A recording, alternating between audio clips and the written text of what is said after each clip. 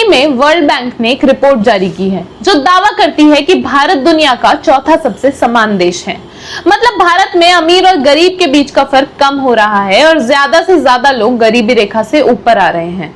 इस रिपोर्ट ने आते ही पूरे देश में एक बड़ी बहस छेड़ दी है। सरकार का कहना है कि पिछले 11 सालों में भारत के 27 करोड़ लोग एक्सट्रीम पॉवर्टी से बाहर आए हैं और ये उनकी पॉलिसीज की वजह से हुआ है। लेकिन सच और जमीनी हकीकत शायद इन आंकड़ों से काफी दूर है। भारत की जो ऑफिशियल गरीबी रेखा थी उसे आखिरी बार साल 2009 में बदला गया था। 2015 में इसे अपडेट करने का सुझाव दिया गया था, लेकिन बदलाव हुए या नहीं इसकी कोई क्लैरिटी नहीं है। 2011-12 के बाद से भारत ने उपभोक्ता आधारित गरीबी को मापना छोड़ दिया है और पूरी तरह वर्ल्ड बैंक और IMF के डेटा पर निर्भर है। ये रिपोर्ट कहती है कि 2011-12 से 22-23 में आते आते भारत का जो गिनी इंडेक्स है वो 28.8 से घटकर 25.5 हो गया है। इस इंडेक्स के हिसाब से भारत के ऊपर सिर्फ 3 देश हैं, स्लोवाक रिपब्लिक, स्लोवेनिया और बेलारूस।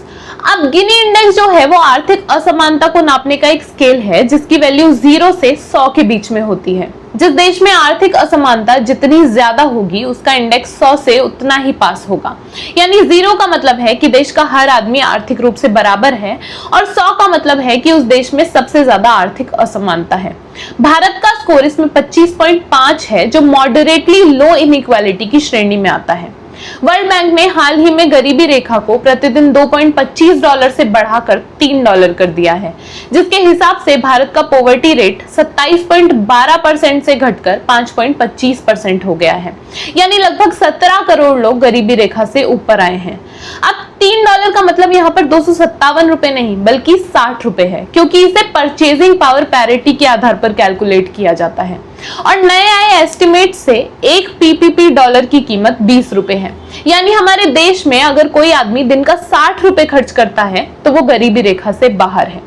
सरकार का कहना है कि इतने लोगों के गरीबी रेखा से बाहर आने का कारण उनकी Jan Dhan, Ayushman Bharat, stand up India, गरीब कल्याण अन्न योजना और डायरेक्ट बेनिफिट ट्रांसफर जैसी योजनाएं हैं जिससे लोगों को सरकारी लाभ मिले।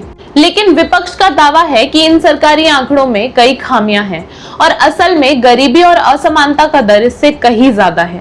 उनका यह भी कहना है कि भारत के टॉप 10% लोगों की आमदनी बॉटम 10% से 13 गुना है। सरकार ने जो $3 का मापदंड रखा है वो लो इनकम कंट्रीज के लिए है, लेकिन भारत एक लोअर मिडिल इनकम कंट्री है तो सही मापदंड होना चाहिए $3.65।